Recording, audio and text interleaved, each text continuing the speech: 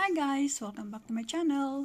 In this video ay isi-share ko sa inyo kung paano gumawa ng bramble pie or yung tinatawag na wild blackberry pie. So ito merong flour at pagkatapos meron pinch of salt at margarine.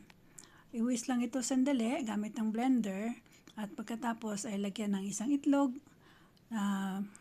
at i-whisk ulit sandali.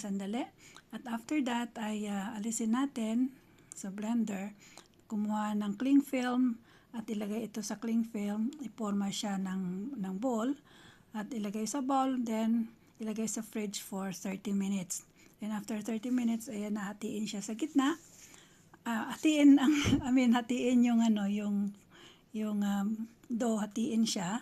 And then yung kalahati ay para sa top at yung kalahati ay para sa base. Ngayon gamit ng rolling pin, i-flatten natin ito at ilagay siya sa base. Ayan. Pagkatapos niyan, pagka nalagay nyo na siya sa base,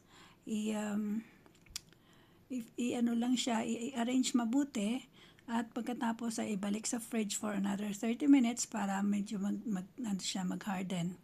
And then after 30 minutes, pagkalabas na, alisin yung plastic, lagyan ng about 1 tablespoon ng flour sa base again, and then yung ating berries. Ayusin lang paglagay ng berries para nang sa ganun ay hindi siya mag-apaw-apaw mamaya habang niluluto. And after that, pag naayos mo na yung berries, ay kumuha ng 1 o 2 tablespoon na sugar, brown sugar, at ilagay ito sa taas. Yan, ganyan. And then, ngayon, ilagay na natin yung kanyang toppings, o yung top ng pie. Yan. At i-arrange lang siya mabuti para be sure na hindi siya ma-short. So, yung mga sobra sa gilid ay alisin yon. Yan, gamit ko yung alisin ko yon. Pagkatapos nun, ay isi-shape siya or lalagyan, ko siya ng fork para magkaroon ng crimps yung kanyang sides. Yan. Ayan. So, after that, kumuha ng isang itlog at lightly beaten siya. At ito ay gawin nating pang brush sa taas. No? At habang ginagawa ko nga pala ito ay naka-preheat na yung oven into 180 degrees. So pagkatapos niyan, ayan, ready na siya. Ilagay na natin sa oven and bake for about 40 to 45 minutes. Ito na ang aking blackberry pie.